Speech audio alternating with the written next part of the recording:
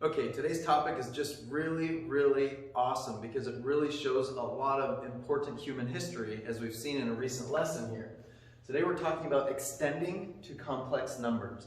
And remember, we've been working with what we now call the real numbers, and those are all the numbers we thought existed before, but it turns out there's actually a broader category called complex numbers. Our mindset message for today is that everyone's ideas are important. Why did I choose that? Because as we've learned throughout history, there has been so much mistreatment of people because they had weird new ideas in mathematics, just like in other areas of history. And it's important that we actually really seriously consider new ideas from other people, because amazing things can happen from those things that people think. Two main learning goals. So understanding even deeper the extension of the real numbers into the complex numbers. And then our main thing here is performing operations on complex numbers. Prior knowledge in general, because they're based on square roots, we want to remember how those work. Quadratic functions are intimately related to them, so just reminding some stuff about that, especially like operations on them. So operations on polynomials, because we work in similar ways when we do operations on complex numbers. And then just basic ideas of exponents. Let's go ahead and dive in. Let's start by revisiting something we asked in our last lesson. And again, this isn't a new idea. We asked, find two numbers which add to 8 and multiply to, we said various things, but in the end we found that 20 was one of those that, I really can't find a number that works for that. And again, just to remind us, it's the same question as asking factor x squared plus 8x plus 20, because that's the question up here that we ask when we're asking to factor this. Now here's what we turned out to get after we thought through the ideas and then played with like the quadratic formula and stuff. What we got was 4 plus root negative 4 and 4 minus root negative 4 as the two numbers that add to 8 and multiply to 20. But again, before we would have stopped and said, oh, there's a negative in that square root. That can't make sense, so there really is no way to do this. They don't exist. But again, we're now asking the question, what if we allow the negative roots, even though we really don't know what it means to have a negative root, and just see what happens?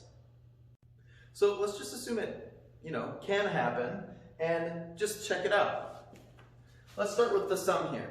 If I actually add these two numbers together, does it actually equal 8? Well, watch what happens. Again, if we just allow this to happen, notice this is the plus and that's the minus. They're opposites, so these would actually cancel out. And all we're left with is 4 plus 4, which equals 8. So at least if we let that go, it checks out. Now here's where it gets really interesting. Let's check if the product of these two is actually equal to 20. And we're going to treat this and distribute it just like we would if this was like algebraic expressions like x plus 5 times x minus 3 or something like that. So if we distribute out the 4 pieces, 4 times 4 gives me 16, and then we have a plus 4 root negative 4 and then a minus 4 root negative 4, and then you have these root negative 4s times themselves, and so you get that squared. So this is cool because that minus and plus, the same thing, cancels out. And in the end, looks like we end up with 16. But then minus, what happens when I square a square root? You just cancel out, right? So what we get is minus negative 4, which is 16 plus 4, which, what do you know? It actually checks out to be 20.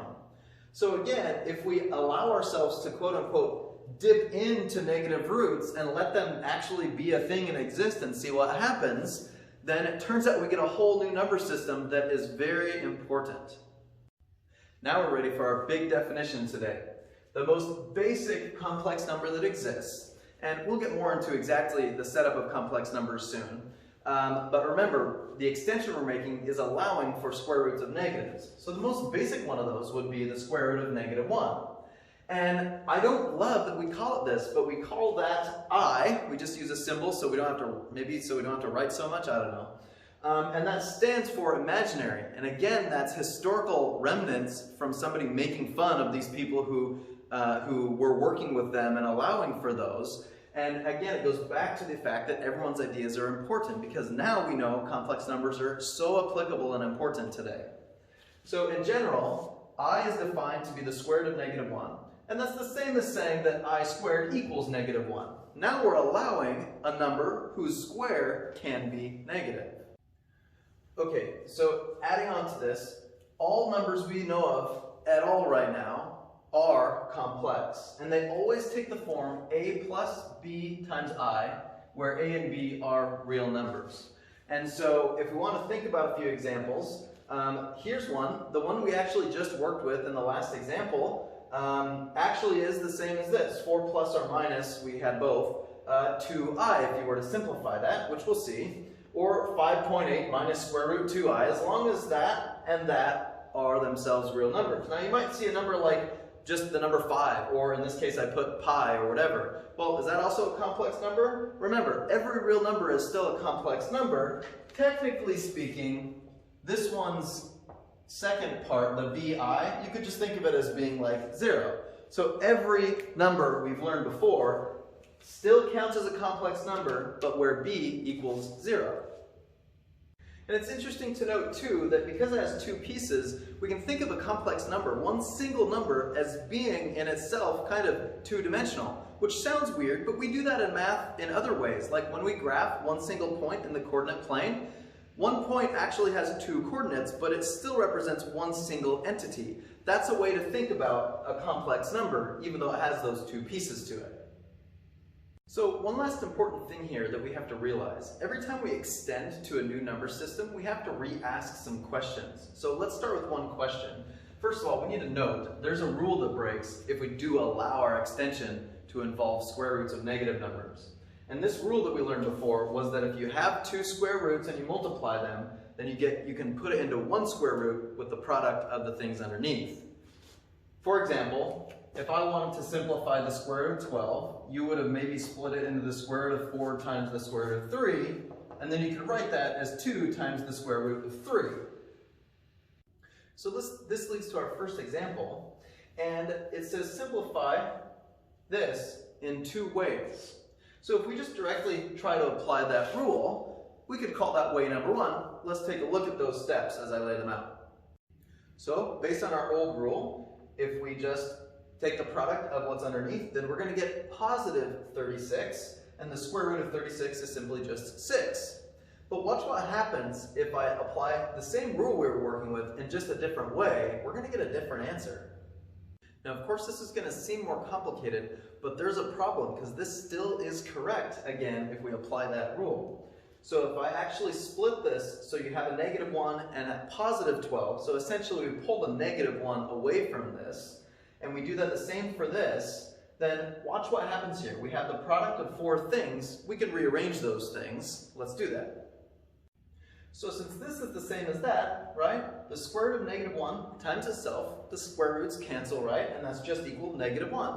But then what we have left is this positive 12 and positive 3, which again makes positive 36. And so this way of doing it, again, correctly applying the same rule, leads to a different result as this did. So what do we do here? To answer this question, essentially, this one here ignores the negatives. That's the best way to think about it. Whereas this one actually takes the negatives into account. So the incorrect way to simplify this actually would be this one. This here represents the correct way to simplify this. This means that this rule has to be slightly adjusted here when we're working with complex numbers. Now, this was essentially just an illustration. You're not tangibly going to need to worry about what we talked about here very much, but it really is an important point that we make here, that when we extend to a new system built on an old system, because that's kind of what we're doing here, we have to really recheck how everything worked to make sure that it still works the same way, or maybe tweak things a little bit like we did here.